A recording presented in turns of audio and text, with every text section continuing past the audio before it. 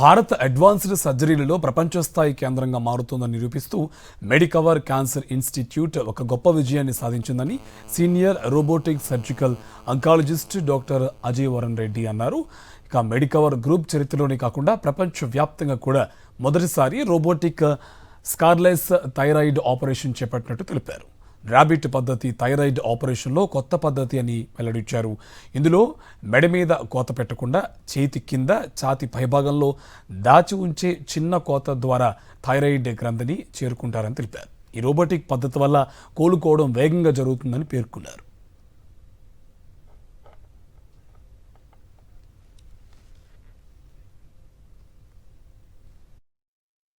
It is a very proud moment for us.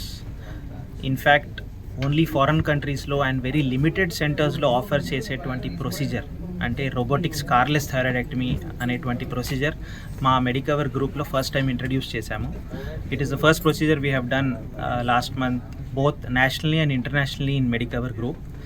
దాని తర్వాత we have had a string of requests from patients coming nationally and internationally as well ఈ procedure కోసం. So ఈ procedure గురించి బ్రీఫ్గా చెప్పుకోవాలంటే రెగ్యులర్గా మనం థైరాయిడ్ సర్జరీస్ అనేటివి ఓపెన్ అప్రోచ్లో చేసేవాళ్ళం. అంటే గొంతులో ఒక కాటు వేసి ఆ స్కార్ అనేది మిగిలిపోయేది. యూజువల్గా 6 months to 1 year పట్టేది అది హీల్ కావడానికి.